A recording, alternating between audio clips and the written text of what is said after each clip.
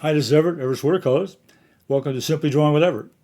Today I'm going to do another drawing. I found something again on my walk last weekend. Last week, I was walking around and saw something on the ground. I said, "Oh, that may be interesting to draw." So I brought it back to the studio. I haven't drawn it yet, so today is going to be a one-time show, uh, one time, and that's what we're going to see. And sometimes that's the best way to do it. Get your first impression, and that's usually the best.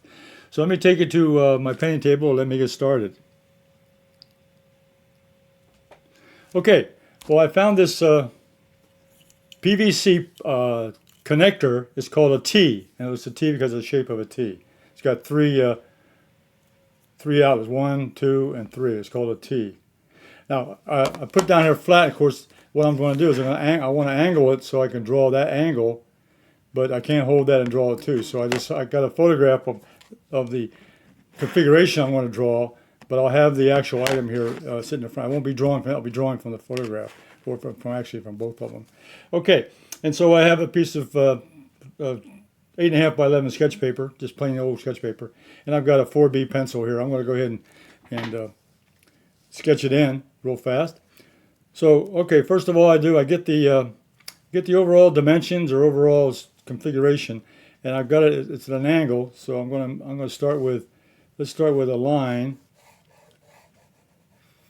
Get the overall shape and size, and then the thickness.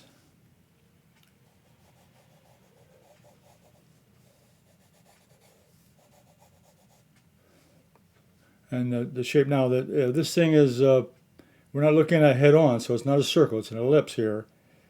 So we're going to draw an ellipse, which is an angle, which is a circle looking at it on an angle.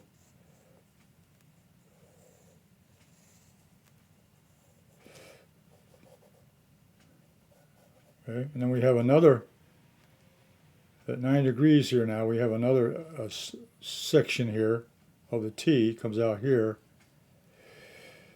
and we have a thickness here also. So I'm estimating that. And then we have another ellipse.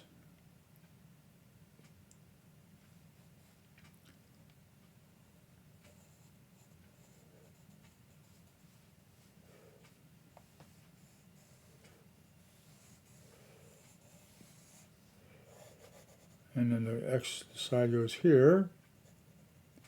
And then that has a curve to it, the back side. Okay. And we're going to check here the dimensions and so we'll see if we like what we have. Might want to bring this in just a little bit. There's a curve here. And then this comes out here.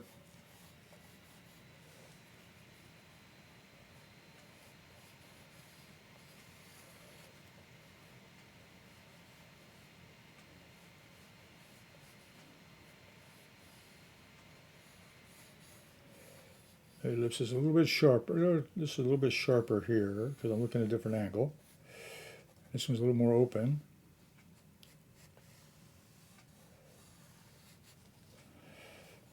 Okay, well then we're going to give it a go here. Let's see. All right, so I'm going to go ahead and darken this in a little bit now. So I'm going to start with the back edge, and I'm going to start with a heavier line. Of course, this is a white. This is a white object, but I'm going to have to get the outline, and then I'm going to get the thickness here, and I get the shape of the ellipse. There's an outside. There's the edge on this, so I'm going to bring this up to there.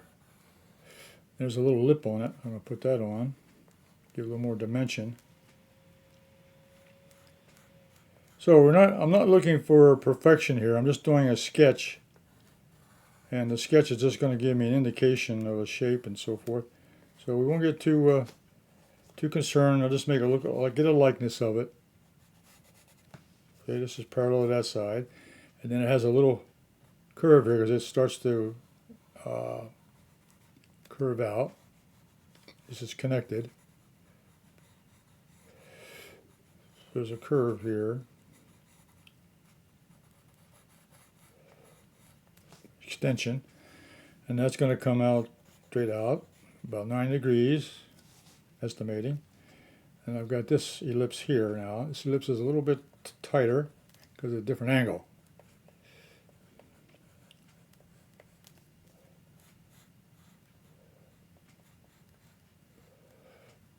So,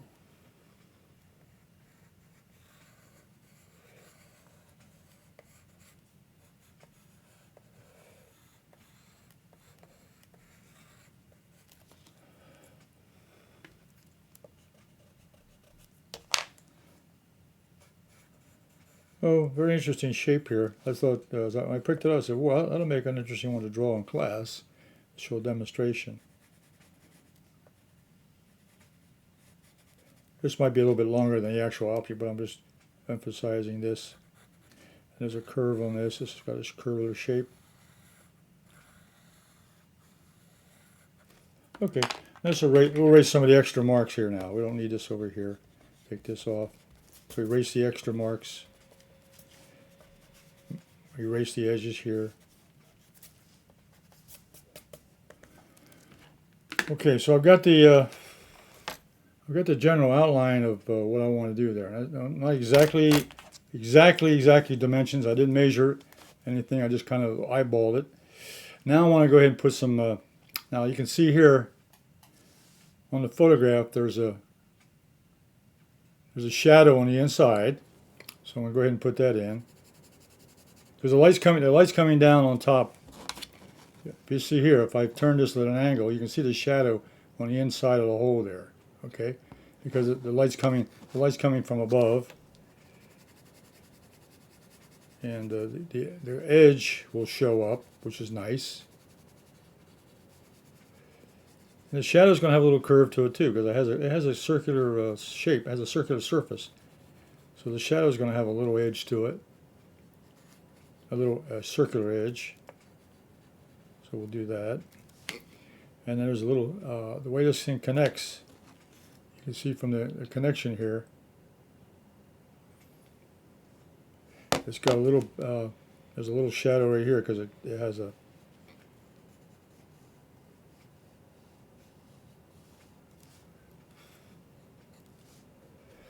and then there's an inside to this one, which it has a shadow to it. And it's going to have a curvature shape also, because the surface is circular, has a circular shape surface. So the shadow is going to have a circular shape to it. And there isn't much over here, just a little indication there's a little shadow on this one over here, just a little bit. Okay. Now if we look at it on a piece of white paper, you can see here that there's the light that's above is going to cast a shadow. It's going to cast a shadow down here on the table. So I'm going to go ahead and put one in just to indicate the outside edge over here. Just to indicate that. Indicate there's a shadow coming from above. The light coming from above. So we'll put a little shadow here on the outside.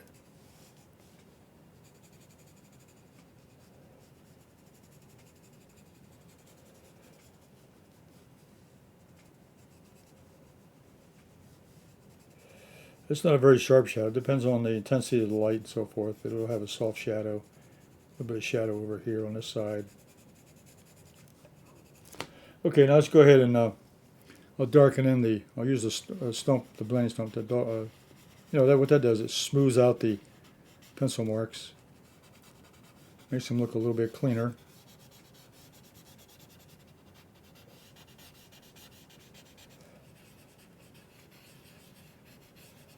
This is a real quick demonstration of just picking. Let's say, I found this interesting object. It was on the ground, saw it there. Somebody had thrown it away or dropped it or something, and I decided to pick it up and bring it home. And I said, well, I'm going to draw that this week. So I think everybody's familiar with what PVC pipe is.